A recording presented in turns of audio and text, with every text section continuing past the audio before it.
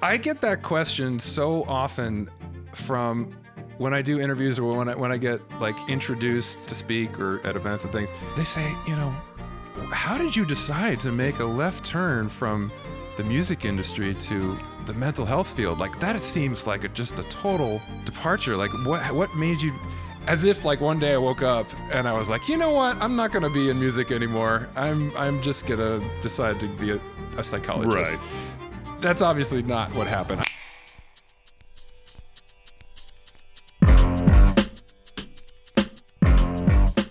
Welcome to another episode of the Harder to Breathe podcast.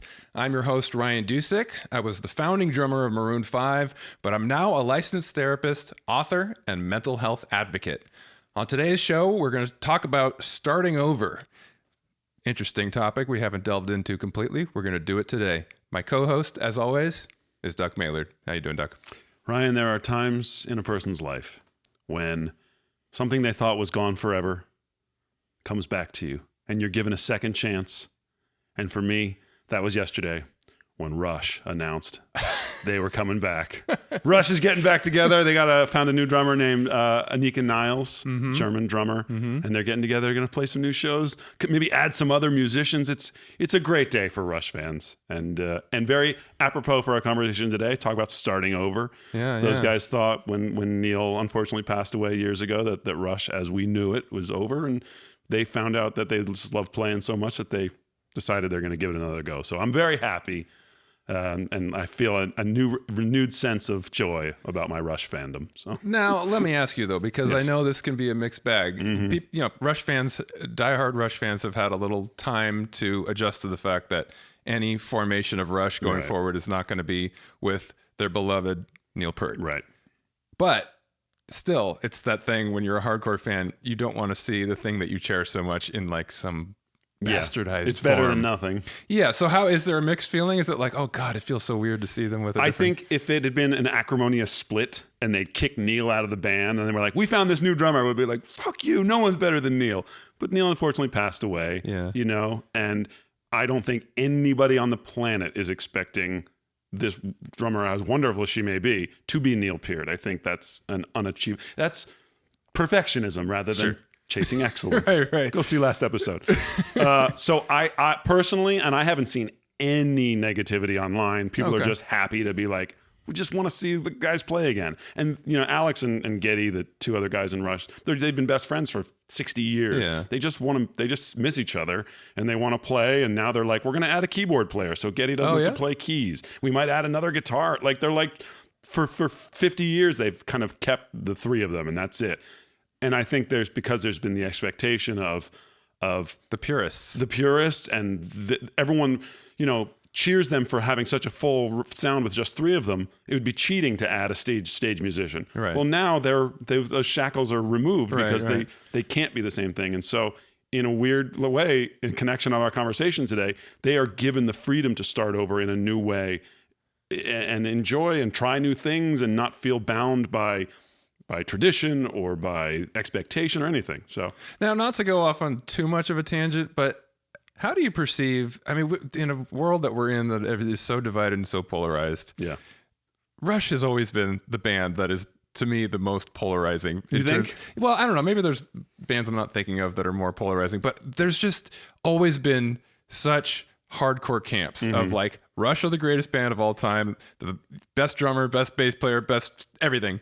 And then those who are like, Geddy Lee's voice is the worst sound to come on vinyl in history. And like Neil Peart, he's technically proficient, but he has no soul. Like there's hardcore arguments. You don't see that often where like people take extreme different views of the same artist. So what do you chalk that up to? Why do you think that is? And as somebody on that side of the hardcore Rush fan. I mean, the caveat here is that even though I'm honestly very excited, it's not like I listen to Rush every day. Like it's a throwback to my past. When I was 15 and my buddy, a drummer, introduced me to Rush, I was like, this blows my mind. I have since branched out into more, Americana folk kind of inspired stuff. I'm more of a guitar player, but I still love it and it's still in my bones. That being said, I feel like there is a renewed universal love for Rush, at least in my opinion. after the like I love you man thing. Oh, where, yeah. Like they started to become like they were dorky, but everyone was like, yeah, but they're cool.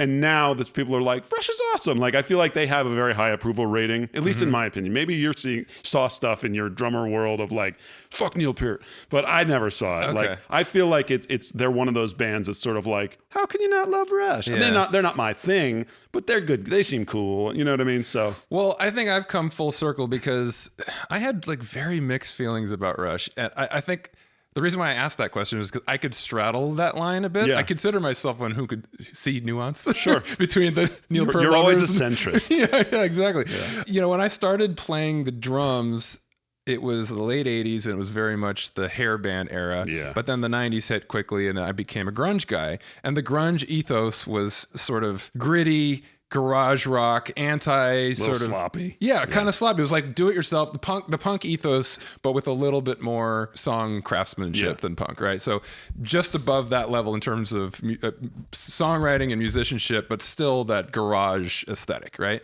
And so there were two camps at my school of the few musicians at Brentwood School. There were the ones who were like trained musicians, people who were in the orchestra class and like were into theater and choir, or you know, like things that you had to read sheet music to perform. Okay. Those people loved Rush, like the keyboard players and the bass player who was very proficient and obviously knew like theory and stuff. Right.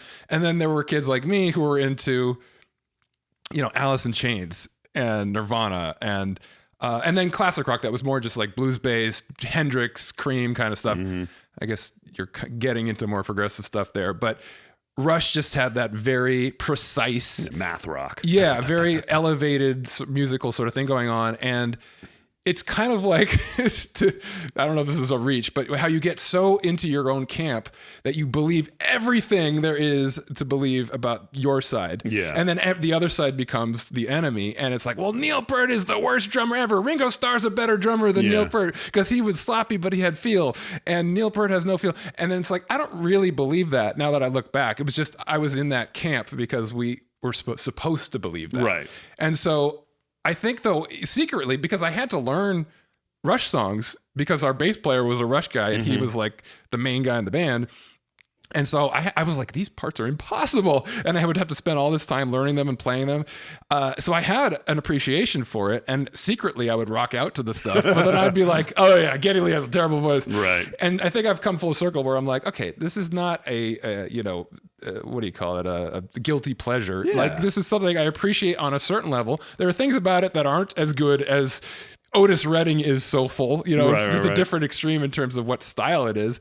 But now I think since I Love You, Man, I'm like, it's cool. It's dorky on a certain level, but when it comes on the radio, I fucking crank it up, dude.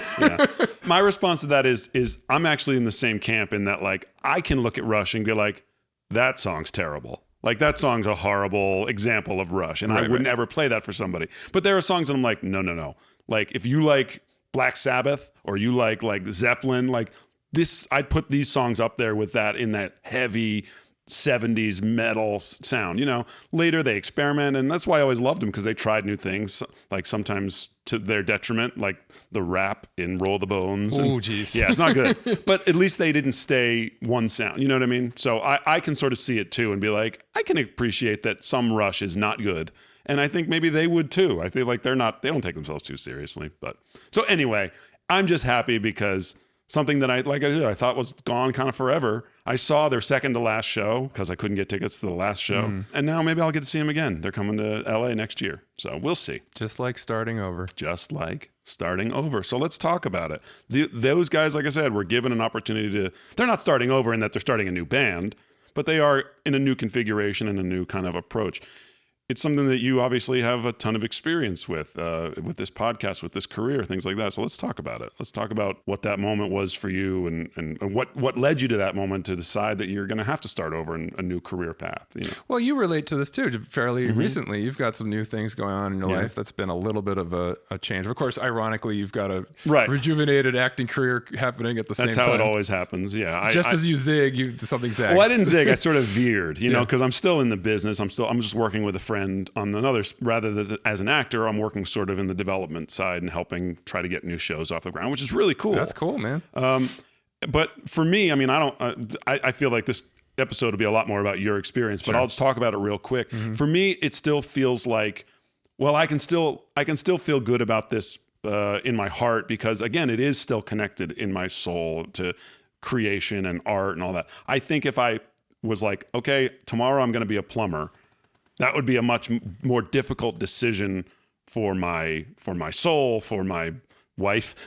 So now she's married to a plumber, you know what I mean? And not that you becoming from a musician to a therapist is actor to plumber, but it's still more of a left turn than what I'm doing now. So yeah. Let's talk about that for you. What that funny. Journey has been. I get that question so often from when I do interviews or when I get like introduced to speak or at events and things.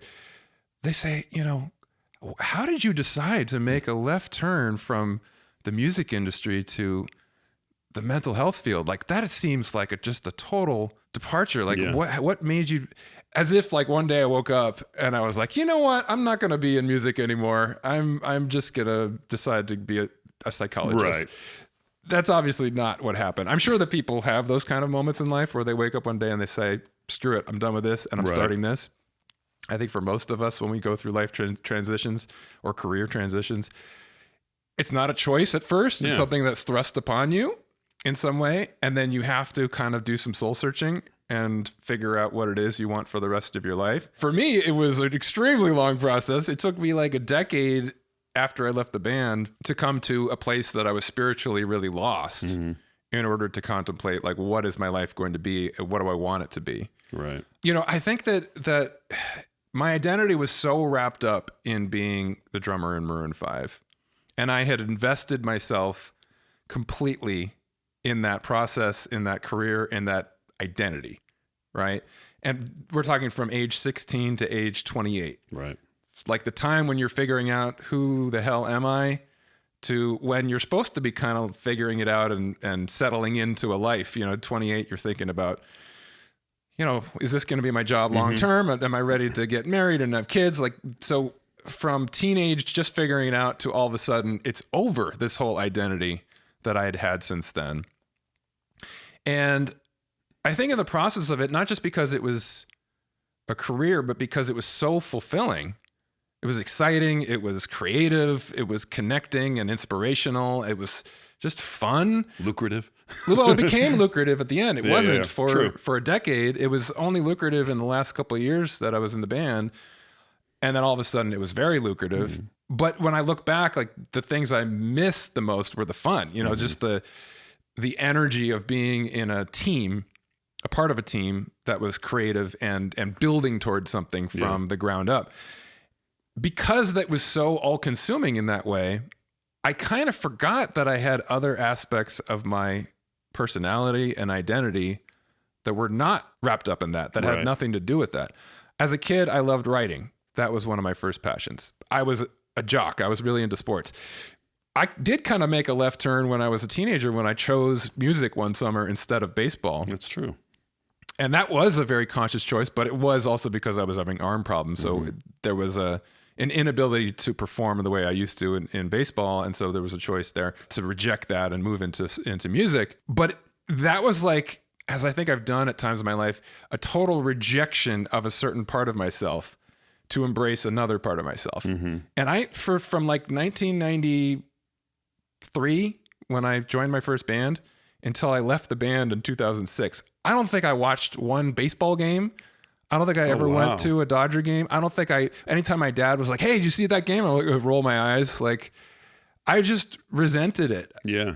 Because it was something that was painful from my past. I did watch the Lakers. I mean, because Adam was really into the Lakers. And so that was a big part of our friendship, was it was the Kobe, Shaq years and everything.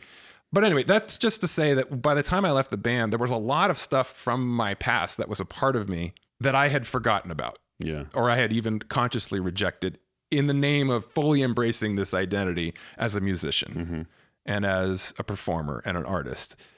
I had leaned in really hard into that aspect of my personality and my impulse to create.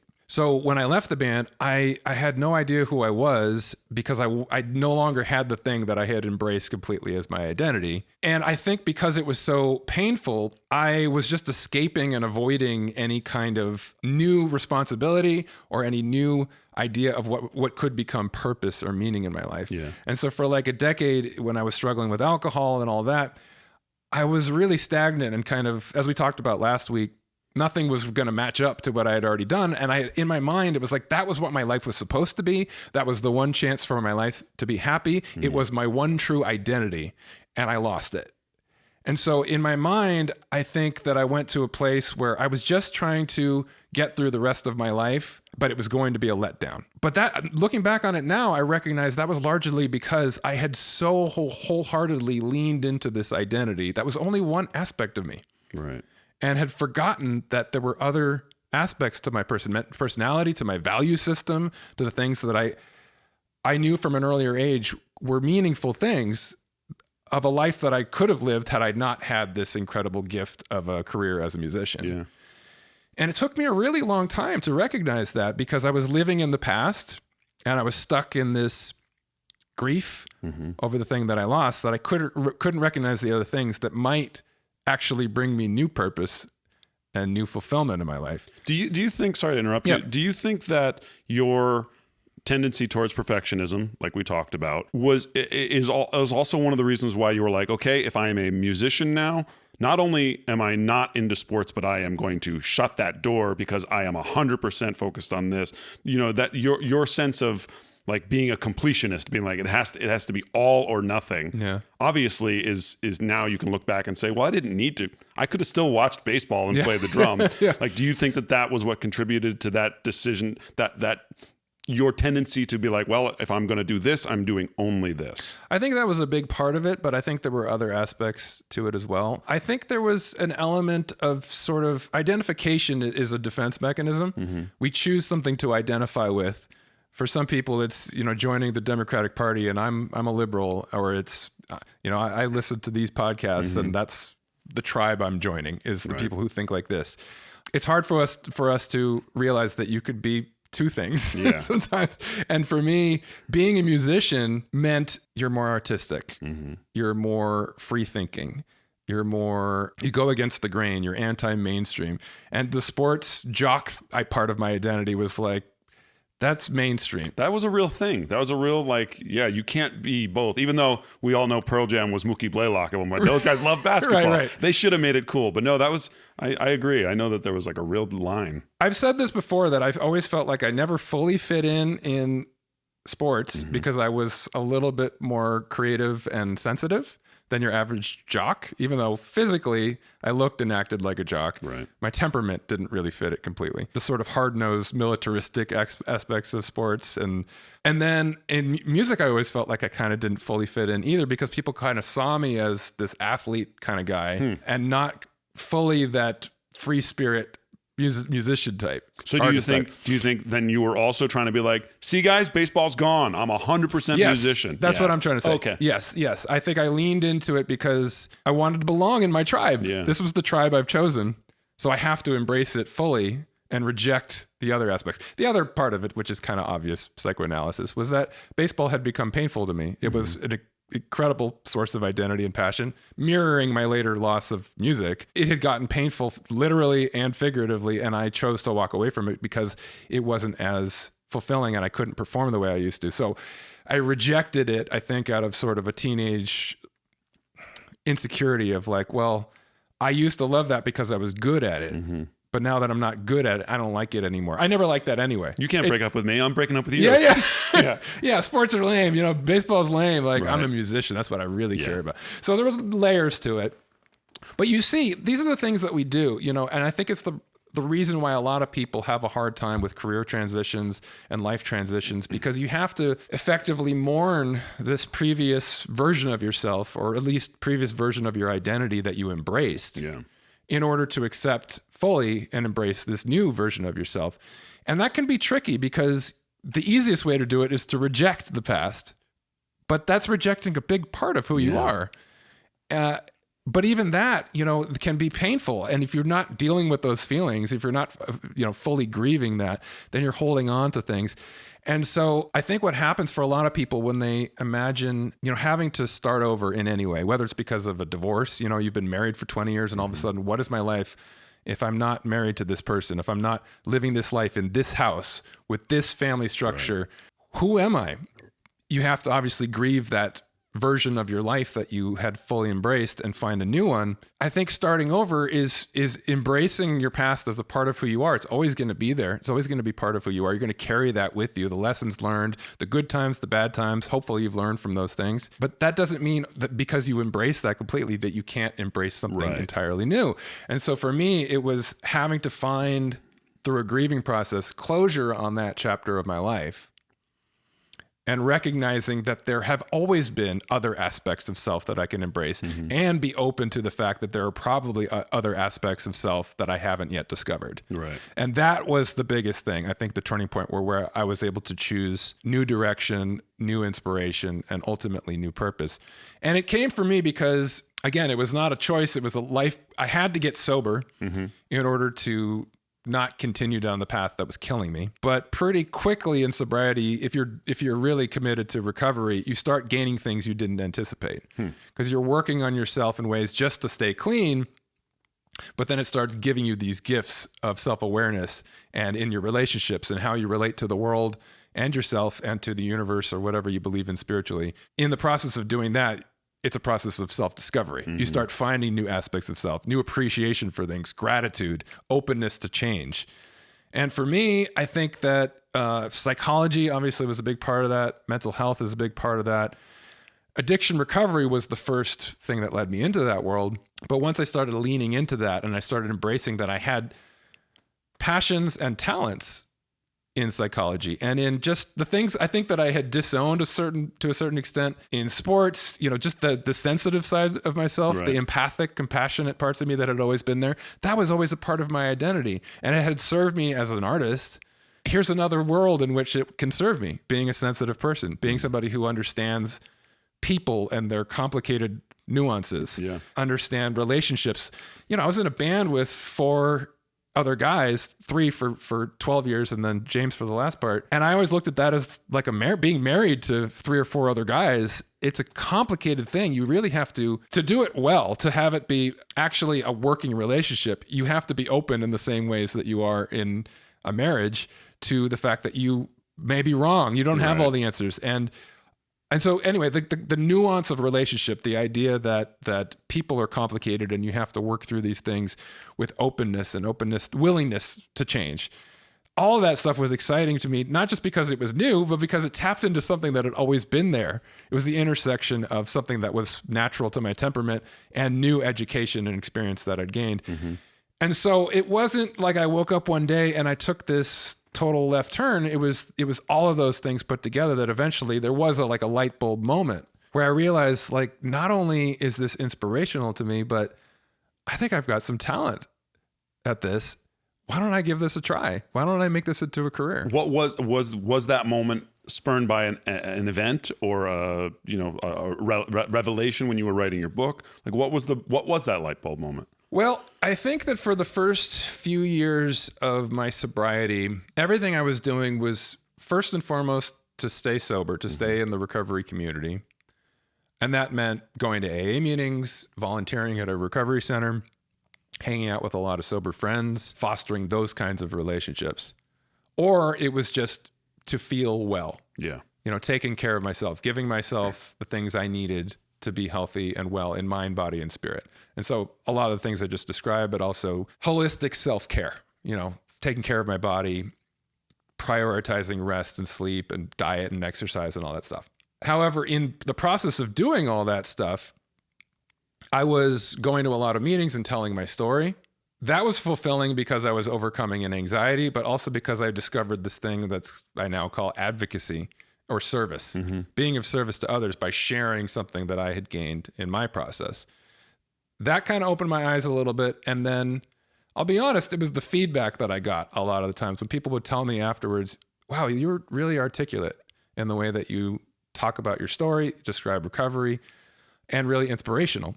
And then when I would volunteer at the recovery center, same thing, like, you know, the counselors would tell me, you're really patient with the newcomers. Empathy comes really naturally to you, it seems like, and you're able to explain things in a way that is very understandable to people that are new to this process. Now, you could say that it was ego that was like, well, I'm good at this. I should embrace this and that's part of it. I don't think there's anything wrong with that.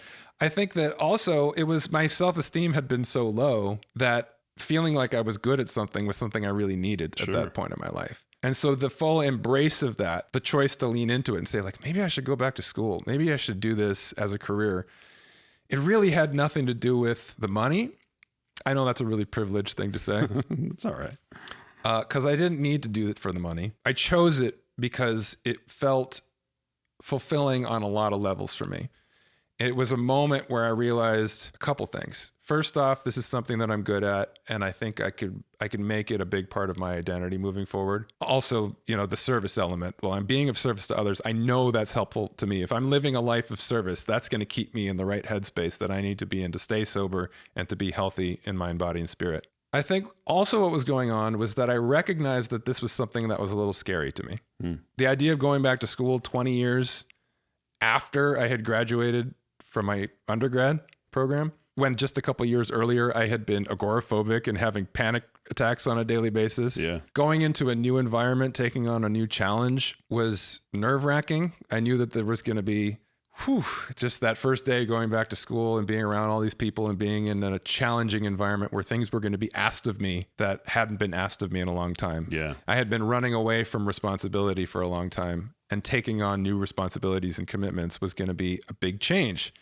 And for the first time in a long time, somehow I had a sense that that was going to be a good thing for me.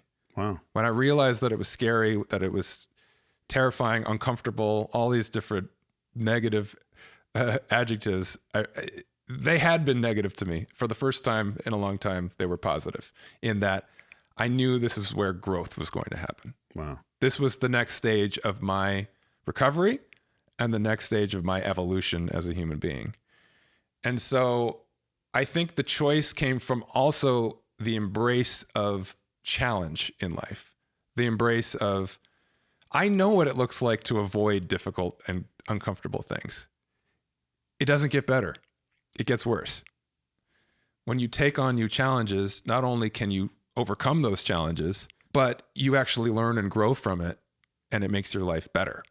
You become more comfortable in your own skin. You become more confident in yourself that you can take on challenges and overcome them. Hey, if you like what you're hearing on this episode of the Harder to Breathe podcast, take a moment and subscribe to the show. Press that like button and leave a comment in the comments section. If you want to reach us directly, you can also email us at hardertobreathepodcast@gmail.com. Now back to the show. Yeah, those things become less scary when you see that it's not the end of the world, that even if you fall on your face, you just get up and try it again, you know? Yeah. And that's the other thing that holds people back a lot, I think, when they think about having to make a right turn in life and like start over after a career that they've had and a business that went under. And it would be a lot easier, even though this thing has been so painful, to just hold on to that identity, because it doesn't require me to change as much. It's still going to be difficult, but it's the difficult I know. I feel like that's the main thing that holds people back. It's not just one. I mean, the fear of the unknown of, like you say, being a 40-year-old going back to college with a bunch of 20-year-olds, or trying something that you think maybe I'm good at on an amateur level, but if I tried to do it professionally, I might find out that I'm not that good. You know, I mean, that's the thing that I think that would hold people back. Because like you say, for the most part, the people, when we go through changes like that, we're in our early 20s. We get out of college. We don't have families typically. We don't have a mortgage. We don't have, kids. So if I'm working my first 3 years as a teacher, and then I decide I don't want to do that, it's not that big of a cultural change for me to make a left turn, because I can just uproot and say, I'm moving to Portland and I'm trying something new. Right. The fear is for guys in our age when we're set in our patterns, but there's also environmental considerations, like I said, a home, a family. And I think that is something that obviously it isn't something where you can just go, I'm going to make a change. Like it isn't just overcoming that fear. It's having to deal with the other, aspects of it. So like you say, when it's thrust upon you, if you are, let go from your job of 20 years, maybe you're given that opportunity to be like, well, I didn't want to have to do this, and I never had the opportunity to before because I've got this mortgage, I've got this family. But now I'm forced into this choice, and I can either look at it as this terrifying obstacle, or I can look at it as this opportunity. Right. Right. And so that's one of those situations where you can look at it as the universe almost gave you a gift. It's a blessing in disguise because it's something maybe that would have been fulfilling to you, but you never would have done had you not had to deal with this really difficult situation and had to come up with a solution. And the solution ended up being even better than the thing that you thought was your life. Right. Now, sometimes even harder is when things are going fine, but you're just not fulfilled. Deciding to leave a career, to sell that business, to just choose a whole different avenue, or to, this relationship's not working for me and it's time to move on. Yeah. And you're like, well, maybe that's going to mean me being alone. Maybe that's going to mean maybe this is as good as it gets. Maybe I'm not going to find something better than this. Now you're talking my language with my career, okay. not with my wife. Honey, I have something to tell you. No, with my career. Right. You've talked about this a lot and I want to get into that. Yeah, for sure. I think that I see this in my clients a lot. It's just you're unfulfilled in life, whether it's because the career didn't turn out the way that you wanted it to, or just your life in general is not what you imagined. Like you're a creative person and you're not able to be creative. Yeah. Or the other way around. You chose this life and you're like, maybe I did want something that had more structure to it. Maybe I would have been happier in a corporate environment and with more ambition. Like I've avoided responsibility and ambition and I want more of that. And it's like, well, now I'm 35, 40 years old. Like, is it too late to do that? But then you're in some kind of situation that's comfortable. And so it's easy to justify not making that change. And I think that's the situation where you need to realize and embrace there's no good time to make a huge change and start over. There's not going to be one day, short of something bad happening where you wake up and it's like, I have to now. Yeah. There's not going to be a day where you're like, oh, it's going to be easy to do this. And so embracing the difficult, embracing the challenge that comes with something entirely new and terrifying is where the good stuff can come. Yeah. That's a message that I often convey for positive things as well. People who are worried about having kids, like we're not ready financially, or guess what? You're never going to be ready. Right. You're never going to have enough money. Take the European vacation. You know what I mean? In 3 years, you're not going to be like, I'm so glad that I was able to buy this table instead of go to Europe. And that's not to say be financially irresponsible, but I'm saying like, there's never going to be a time when all the forces in the universe align and say, time to have that baby, time to make that change. But embrace that fear, embrace that like exciting, I don't know what's going to happen, but like, I know I want to have a kid, so let's do it, And so it's good advice, not just career wise, but just in life, like not throw caution to the wind, but to acknowledge that there's never going to be that perfect time. There's never going to be all signs point to yes. You're going to have to take that leap of faith at some point. Well, that's where the nuance to this conversation comes in. I think that it's easy from like an inspirational or coaching standpoint to be like, just make that leap. Right. We know that in life, there are real challenges and practical concerns that come into these decisions. And it's not always as simple as go for it. Just go for it. Just do it. Yeah. So certainly I don't want to come off as like giving the impression that my advice is always just like throw caution to the wind, as you said. I think that you do have to sort of lay things out and look at the practical concerns and consider how am I going to address those. But within the context of that, don't limit yourself by saying, well, when all of this is settled, then I'm going to be ready to make this change. Because that moment is never going to come. Right. It isn't reasonable to say that I can do this. And then recognizing like, it's never going to be the perfect time. Now's as good a time as ever. I could wait around for another 10 years and then it may actually be too late. Well, your situation, your story is sort of unique in that it wasn't a left turn. It was a 10-year oil tanker turn, in that like you were, because of the band becoming lucrative and you had the financial freedom to go to not immediately have to find a new career after you left the band, but you were still allowed, you were still afforded the opportunity to sort of like figure out what the hell you wanted to do. And it wasn't an impulsive decision. You know what I mean? And that's, like I said, going back to, that's the position people are normally in their 20s, when it's like, well, if I can't make rent this month, I'll just get a new apartment. Right. You know, where it's different for people our age now, you know. And in thinking about this conversation in the context of my career, you know, I think about the possibility of making a left turn or starting over, and I'm not frightened by it at all. Maybe it's because I've thought about it more in recent years, but I think it's also the nature of my career, in that every time I get a job and it ends, I'm starting over. You know, I remember when my wife and I moved out here in 2005, we didn't find an apartment because we wanted to see them in person. So we hired movers and we got our stuff moving across country, and we flew out here without a place to live. And we had 3 days to find a place before all of our stuff arrived from New York City. And it was sort of this gamble of like, I have to put blind faith in the fact that we're going to find an apartment. And it did. And it's sort of, I do that every time my last job ends. I shoot a commercial and it's over, and I go, I'm going to still pay my mortgage this month because I have to believe that next month another job is going to come along. And so there is a mindset that's very different from someone who knows, I make, you know, $95,000 a year. Every week I'm going to get that $2,000 check, or you know what I mean? And so you can start to plan your future based on the present.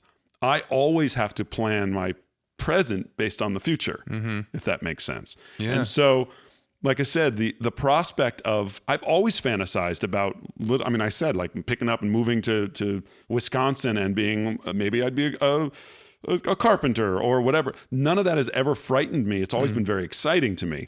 Probably to the chagrin of my wife, who is much more set in, I have a good job, you have a good job, our son is in school, he's happy. Let's not mess with the status quo. And I'm much more of a, hey, let's move to Europe. Let's try it, you know, which I know isn't always realistic, but I think my mindset is very different from a lot of people because of that. Well, I think there's different kinds of personalities when it comes to risk taking and to the idea of change. But I'm not a risk taker. No, but I think that just the profession that you chose would have been impossible for somebody like me to choose. That kind of uncertainty. Granted, I mean, when I chose music, I was a teenager. Right. I didn't even know. It wasn't a career. Yeah, it wasn't. I mean, by the time that I had any concept of what the real responsibilities of adulthood were and like how unpredictable being an artist really is, I already had a career. You know what I mean? So like I didn't. But yeah, I mean, there are those dreamers in life who move to Hollywood and try to hit it big, and you know, that takes a certain type of personality to throw caution to the wind that way and be comfortable with the idea that every day is going to be another audition. Every day is going to be, literally or figuratively, I'm going to have to prove myself over and over and over again. And every time I do, and even when it goes well, the next day I'm just starting Back over. to square one. Literally starting over and over again. That would be a terrifying prospect to me, to live my life that way. And I think for a lot of people, and that's why a lot of people, even artists at a certain point, are like, maybe I'd be happier if I just had, you know, a job at the bank, right? You know, that is a steady paycheck. And so you do have to kind of look at like, well, what is my temperament and what is going to be most suitable to that? But there's also something for each of us to learn from somebody who has the opposite temperament. I look at my relationship with Adam Levine. On paper, it shouldn't work because he's kind of fly by the seat of his pants, impulsive, just kind of goes wherever the wind blows, or at least when he was a teenager, he was. I can't say he is that way today, but you know, more of the ADHD kind of mindset where he could be easily distracted, but also that could be a good thing in terms of like, there's inspiration. Let's go over there. Yeah. Oh, let's chase that squirrel. Shiny keys. But for me, I was like, no, let's stay here with something that we have that's tangible. Let's work on it, work it to death. Let's overthink it. Right. So I think in some ways, like somebody like him with his personality and temperament, he benefited from me having more structure and organization and wanting to put some roots into the ground on what we were doing and work from the ground up and make sure that we were really focused on what we were doing. But if we were just doing that all the time, we never would have gone where the inspiration was. So I needed him to be impulsive and to learn from that. I took a lot of inspiration from that. When I look at like the course of our career after our first failed record, the fact that we had the wherewithal to keep going and 5 years later get another record deal, change our name to Maroon 5 and have all this success. I don't know that personally I would have been able to do that if it was just me as an artist. I would have probably given up at some point. There was something about the complementary nature of our personalities together. Him and Jesse, to a large extent, being grandiose in his notions of things, pushing me out of my comfort zone, but then me also anchoring them in practicality at times. Yeah. I think that I was able to kind of go places I wouldn't have gone and to be open to change. We had to be really open. We failed. Like the whole idea of what our band was failed. And we had to go back to the drawing board and come up with a new idea. Start over. Right. And so for us as a band, the Cars Flowers thing didn't work. And we had to be open to the idea that different inspirations, different styles of music, different ways of doing things, we were going to have to let those in order to find our sound. Yeah. If we were going to find it. And it was the 10,000 hours. It was the looking at every setback and every song that we wrote that didn't work as the next step towards achieving what's going to work. Yeah. Let me ask you a Maroon 5 question here. So do you think that there was an element of Cars Flowers failing that let you guys all go, all right, fuck it. Let's not worry so much about it. Let's not think so much. Let's just do what feels good and do what makes us happy now. Not that Cars Flowers didn't make you happy, but maybe you were trying to, stay true to a sound or to an inspiration that maybe wasn't organic. After that failure, taking that time off, I know you guys kind of went your separate ways and then came back together, college and things. Do you think that there was an ease and a lack of pressure that second time around where you guys go, none of this matters. We already failed, so let's just have fun. And that's the thing that came through on that record, was you guys just embracing what felt good and what felt natural? Absolutely, because I think that even though from day one, we had been artists that always moved forward. Adam by nature is always moving forward. He doesn't like to look back.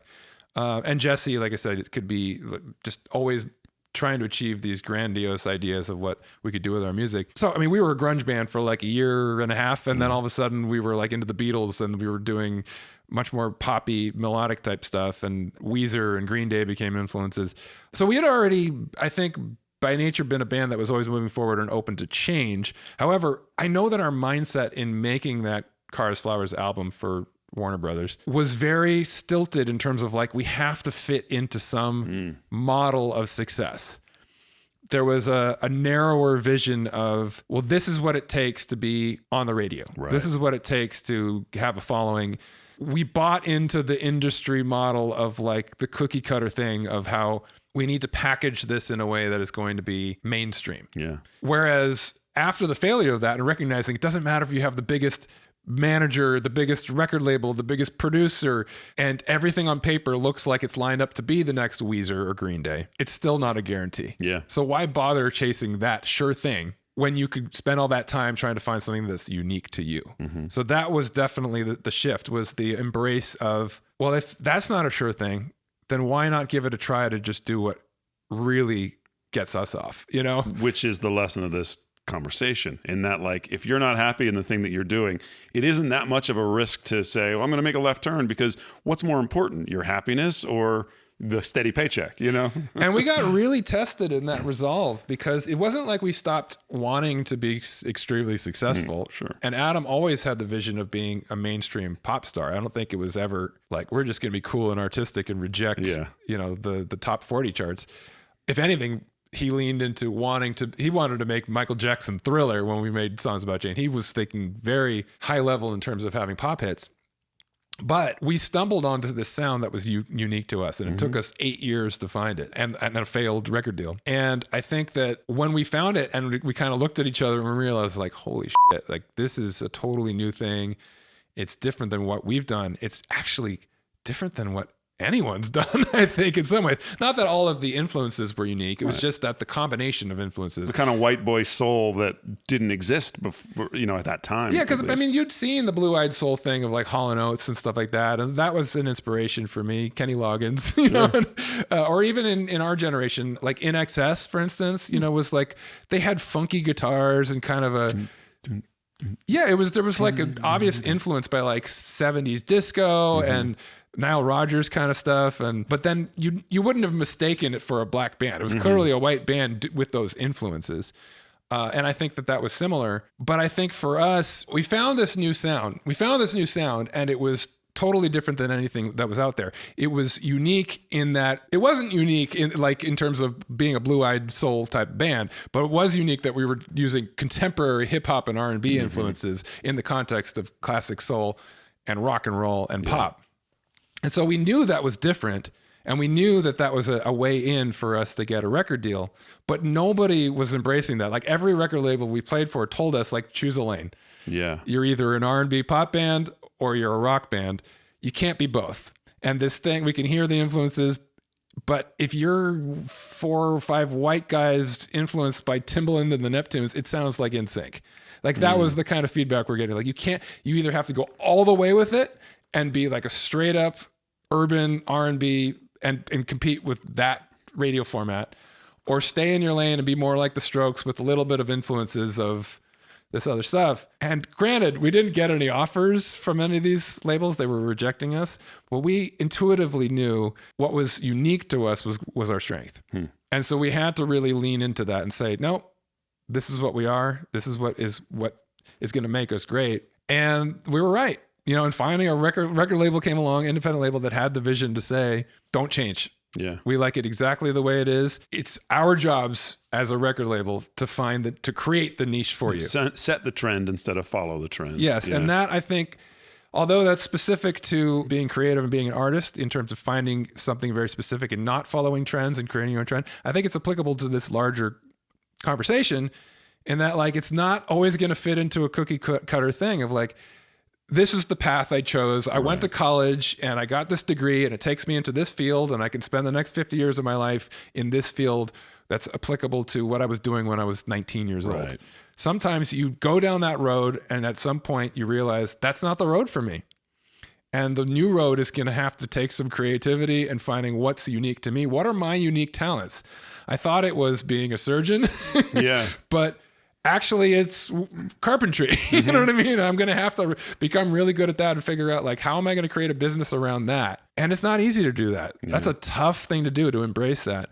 But sometimes being open to that idea that my niche is unique makes your life that much more interesting and that much more fulfilling. It's all the thing that also that I've dealt with, and I've talked about it on the show, and I'm sure other people deal with it as well, is there's a sense of pride for sticking it out. There's a sense of shame for quitting, for saying, I can't hack it anymore in this career that I thought I loved. And your mother goes, but you loved playing baseball. Why would you stop? You love being an actor. Oh, we're so disappointed. You're so good. There's a sense of obligation to the career that people need to let go of. Your obligation is to yourself and to your own happiness. Yeah. Certainly to your family and financial responsibilities. Again, this is the caveat that happens with all of this conversation. But I don't owe anything to the acting business. If I quit today, there's 10,000 kids getting off the bus from Kansas to Hollywood. The industry will go on without me. It'll be fine. It'll be fine. But I have to be fine too. And I think people need to let go of that shame or that feeling of obligation to an inanimate thing. This idea that, well, I've always been a doctor. I've always been a teacher. If I quit, people will be disappointed in me. People will think, oh, he couldn't hack it. There was a whole generation of people that I went to college with, better actors than me, better singers than me.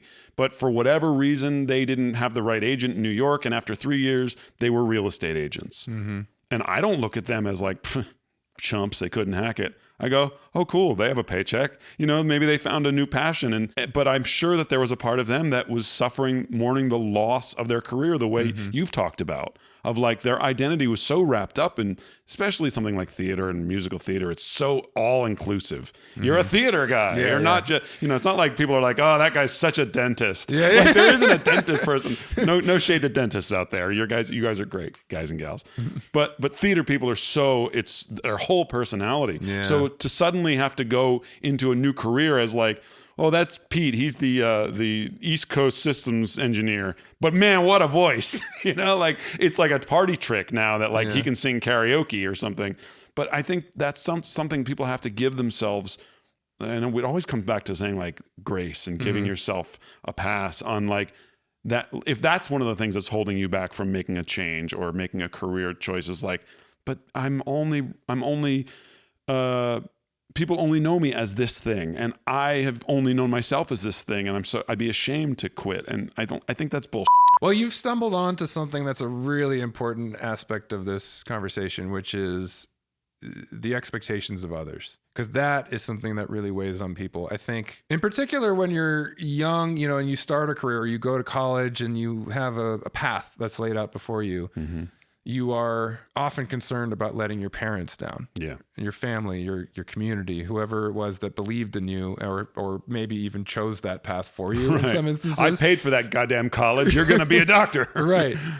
But I think as you get older as well, if you're talking about starting over, even when you're sure, that a relationship is not serving you anymore, and you don't really know how your family or friends or parents or anyone in your life might view it, there's that thought of, well, I'm going to be letting people down. Like they're going to be so disappointed that this didn't work out. Yeah.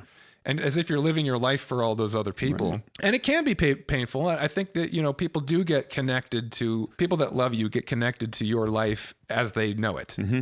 And they take some ownership in that. Yeah. It's like, and you and your wife or you and your husband, like, oh, you're like a part of my family. And the idea of you splitting up. Right. Is a really painful idea. You guys are so great together. Yeah, like oh my God, if you can't make it, then what's the hope for the rest of us? Yeah. And same thing with careers. It's like, well, I'm going to be letting down all of my colleagues or the people that I've met that are in this industry with me, or we create this whole expectation structure. Sometimes it's not even reality. Mm-hmm. It just kind of thinking about how we're going to let other people down. And even if that is reality, even if somebody's going to be disappointed because you made a choice, they'll get over it. They'll get over it, you know? And if they are your friends, if they really love you, and you end up happier, they're going to be happy for you. Mm-hmm. So I think that's a hard thing to get over. And it is something that holds us back a lot because I think when we choose identities, and you mentioned being a theater person is such a strong identity from an early age, you fall in love with this person that you are in that context. Yeah. I think you also fall in love with how people see you in that context. Definitely. It's like people, when I'm on stage, they see me in a certain way that they don't see me elsewhere. Or the people that I do this with in the community theater when I started out as a kid or in class or whatever. And once I finally started doing this professionally, I don't get seen that way in other contexts. That's the version of me that I like. And so you see yourself through the eyes of others in that way. And so you have to kind of mourn the loss of that. It's like if I am a carpenter, then I don't get that anymore. I don't have people looking at me as the person who performs in this way. Mm-hmm. So that's a big part of it. I think that in order to really make that choice, you have to come to grips with the idea that this is for me. And ultimately, if it's the best thing for me, all that stuff's going to sort itself out. Yeah. It's funny when you were talking about that, I was reminded of our conversation with David Robson, the author. Remember? Yeah. He talked about the thing called the expectation effect, where he was like, we so often don't share our struggles or our sadness with our friends or our family because we think that they're going to be like, oh God, this guy's complaining again. But the truth is, in studies that he was referencing, people are eager to help out and they're eager to hear your troubles, and they don't judge you for them the way that we think. But it's so ingrained that they're going to think I'm a burden, or that we don't reach out. And I think that applies in this situation too, where people are so locked into, well, my colleagues, I'd be leaving them in a lurch if I quit and I change careers, or my family would be so disappointed in me. So they just stick with what they think everyone would want. Whereas if you had a conversation with someone and said, I'm unhappy in this career, it's not fulfilling, I want to make a left turn, I want to go back to school, it's going to be tough for 2 years, but let's figure it out. Your family, your friends, your coworkers, to a person would probably all say, go for it. That's awesome. Yeah. I wish I had the courage to do that at your age. You know what I mean? So I think that lesson from David Robson's conversation is applicable here too, of don't assume that other people are going to begrudge you or be annoyed by your need to chase happiness. They're going to applaud and cheer you on and be a support system for you. While I agree that that's true, ultimately, sometimes that's not the feedback that you get when you're in that position. True. In particular, when there is a family that's relying on your income, and it can be scary. I mean, you fear change, you fear instability or insecurity. And I've seen this in clients as well, where, it's like, I think I would be happier if I made this change, but my partner, they would lose their mind if I quit this job. Like they're going to be like, what are we going to do? We have kids, and there's practicality to that. Like that's part of it. But ultimately it's the same sort of way you have to look at it is, while we have to address the practical concerns, we're living in this world that we all have to keep a roof over our heads and put food on the table. But if we can do that realistically, if there are ways in which we have to adjust our lifestyle to make it work, but reasonably we could do that, then it's no longer about, is this practical or not? It's about, is this better or not? Yeah. And if it's better for me, then it's going to be better for all of us. Right. But it's tough. That is another way it's tough, because sometimes it's not just in your head. I mean, you have your family literally telling you, like, stop, get your head out of the clouds. Yeah. And I have to give credit to my wife, because my wife is definitely no, we have to, there has to be a certain amount of money in our bank account. And by the same token, in the next breath, she'll be like, but if you're not happy, let's figure out a way to make you happy. I mean, we've had extensive conversations about this, because I've been bitching about this for years, of like the lack of fulfillment in my career. And to her credit, she's always been like, it'll be tough, but we'd make it work. If you want to go back to school, if you want to change career, now moving is a little difficult. She wants to stay where she is. But so I just want to give some love to my wife for being on both sides of that, being the practical, we do need to pay our bills, but also, but this is more important in the long run. So if you need to do it, let's do it. Well, there's I think for me, I've been thinking a lot of this phrase when it comes to change in life, making choices that require change. If nothing changes, nothing changes. Deep. Right?